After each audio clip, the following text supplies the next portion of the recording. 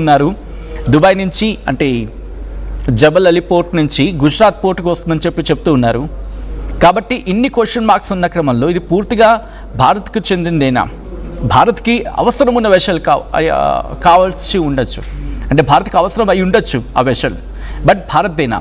As of now ఇంకా official confirmation రావాల్సి ఉంది. ప్రస్తుతం దీనికి సంబంధించి అఫీషియల్ ఇన్ఫర్మేషన్ పూర్తి స్థాయిలో ఇంకా బయటకు రావాలి. బట్ 3 వెషల్స్ మీద దాడికి పాల్పడింది ఈరోజు ఇరాన్. ఒకటి మనం మాట్లాడుకున్నాం, అండ్ అది యూకే మ్యారిటైమ్ ట్రేడ్ ఆర్గనైజేషన్ ఆర్ కొద్దిసేపు కింద మాట్లాడుకుంటా వాళ్ళు చెప్పిన మాట. ఆ లెటర్లో ఏముంది అనేది చెప్పే ప్రయత్నం చేస్తున్నాను. Islamic revolutionary guards corps navy command sufficient permissions లేకుండా అలాగే నేవిగేషన్ సిస్టమ్ను తారుమారు చేయడం ద్వారా ఇటు మ్యారిటైమ్ సేఫ్టీకి ముప్పు కలిగించారు. జియోనిస్ట్ పాలనతో సంబంధం ఉన్న ఎంఎస్సి ఫ్రాన్సిస్కా అలాగే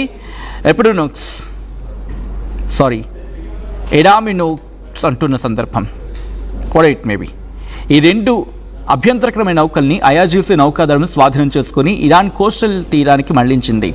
హార్ముజ్ జలసంధిలో శాంతి భద్రతలకు భంగం కలిగించడం మా హద్దు. హార్ముజ్ జలసంధిలో శాంతి భద్రతలకు భంగం కలిగించడం అంటే అది మా పని కాదు, అటువంటి ప్రయత్నాలకు చేయదని చెప్పి ఆ లాస్ట్ లైన్ ఏంటంటే హార్ముజ్ జలసంధిలో శాంతి భద్రతలకు విఘాతం కలిగించడం వద్దు అనేది. సో ఒక్కటే మాట చెబుతుంది ఐఆర్జీసీ, ఇది మేము ఇస్తున్న క్లియర్ డైరెక్షన్, క్లియర్ ఇండికేషన్. అది ఎవరిదైనా, ఏ దేశానిదైనా, ఏ దేశానికి చెందిన వెసల్ అయినా ఓకే. ఐ థింక్ ఒకవేళ అటుగా వస్తున్న ఈ ఎపిడోనాండస్ వాట్ ఇట్ మేబీ ఎపామి నోడస్ అంటూ ఉన్నారు. సో దాన్ని ఆ వెషల్ కనుక ఒకవేళ భారతీయ జెండా కనుక ఉంటే, ఇండియన్ ఫ్లాగ్ కనుక ఉంటుంటే బహుశా ఆలోచించేదేమో. లైబీరియా ఫ్లాగ్ ఉండడం కారణంగా రిస్ట్రిక్షన్కి వెళ్ళుంటుంది, అండ్ బహుశా సఫిషియంట్ పర్మిషన్స్ కూడా లేకపోయి ఉండొచ్చు, ఎందుకంటే అఫీషియల్ కన్ఫర్మేషన్స్ అంత వేగంగా రావు యుద్ధ టైంలో. సో ఇప్పుడు మాట్లాడుకున్న తరుణంలో ఒకసారి మీరు చూసే కమాండో సేఫ్ స్థాయిలో దిగారు, మీరు చూడొచ్చు. వాళ్ళు హెలికాప్టర్ ద్వారా అక్కడికి వెళ్ళిన తర్వాత పూర్తిగా ఆ వెషల్ మీదకి దిగడం జరిగింది. పెద్ద ఎత్తున ఆ ఫోర్సెస్ అక్కడికి చేరుకొని వాటిని హస్తగతం చేసుకొని ఉన్నారు. ఆ తర్వాత వాటిని ఇరాన్ కోస్టల్ తీరానికి తరలించారు. వాళ్ళు అంటున్న మాట ఒకటి, పర్మిషన్ లేదనేది ప్రధానమైన మాట. రెండోది ఏంటి, అనుమతులు లేకుండా అక్కడి నుంచి వెళ్ళే ప్రయత్నం చేశారు. ఈ 2 అంశాన్ని వాళ్ళు ఇక్కడ నిక్కచ్చిగా కోట్ చేయడం జరుగుతుంది. సో ఇటువంటి తరుణంలో మొత్తం 3 వెషల్స్ని వాళ్ళు సీజ్ చేశారనేది వినిపించే మాట కదా, దాని గురించి డీటెయిల్గా మాట్లాడుకునే ప్రయత్నం చేద్దాం. రెండోది పనామా ఫ్లాగ్ ఎంఎస్సి ఫ్రాన్సిస్కా అది కూడా రెండోది దాదాపు 6 నాటికల్ మైల్స్ ఇరాన్ కోస్టల్ తీరానికి 6 నాటికల్ మైళ్ళ దూరంలో దాన్ని కూడా టార్గెట్ చేయడం జరిగింది.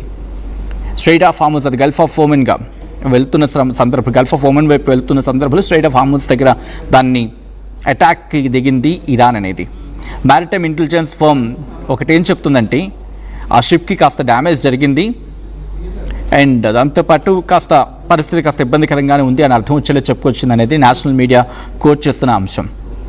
దాంతోపాటు ఎందుకు ఇప్పుడు ఇవన్నీ జరుగుతున్నాయి, ఎందుకు ఈరోజు ఇంత ఎక్స్టెన్సివ్ అనుకోవచ్చు, లేకపోతే ఎందుకు ఇంత ఏమంటారు విగరస్గా అనే మాట ఉపయోగించవచ్చా, subject the correction here it again. ఎందుకంటే చాలా దారుణంగా ఈరోజు దాడిలోకి వెళ్తోంది. ఎందుకంటే గతంలో ఎప్పుడూ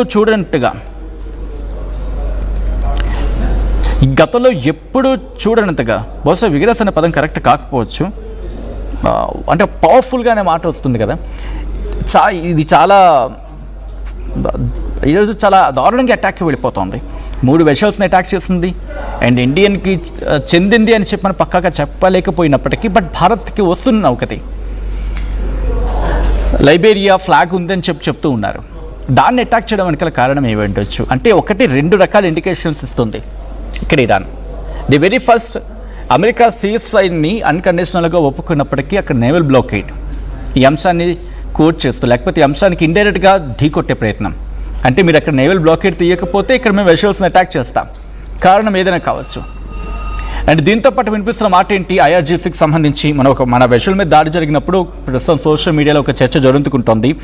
ఆ మాట ప్రకారం ఆల్రెడీ అక్కడ క్రిప్టో కరెన్సీ లేకపోతే ఈ సైబర్ ఫ్రాడ్ లాంటివి కూడా అక్కడ కూడా జరుగుతూ ఉన్నాయి.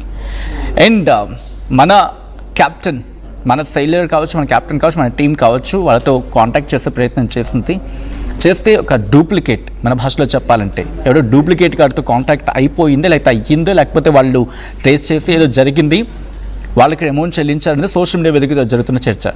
మనం అఫీషియల్ కన్ఫర్మేషన్ ఇవ్వలేం. బహుశా ఇది మన మన గవర్నమెంట్ నుంచి ఏమైనా క్లారిటీ వస్తుందో చూద్దాం.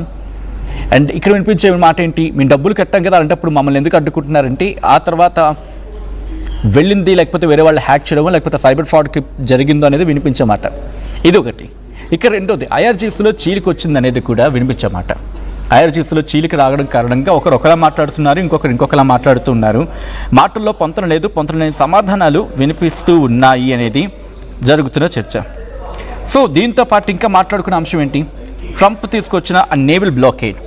యుద్ధం జరుగుతుంది, యుద్ధం ఆగిపోయింది, సేస్ఫర్ అన్నాడు, బట్ నేవల్ బ్లాకేడ్ కంటిన్యూ చేయడం ఇరాన్కి చరిత్రకొచ్చింది. లెబనాన్ అంశం గురించి మాట్లాడుకుంటున్న తరుణంలోని నేవల్ బ్లాకేడ్ కంటిన్యూ చేయడం అనేది.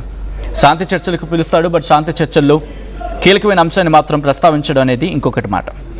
ఇలా బ్యాక్ టు బ్యాక్ అటాక్స్కి వెళ్ళిపోతున్న సందర్భం ఇరాన్ ఐఆర్జీసీ.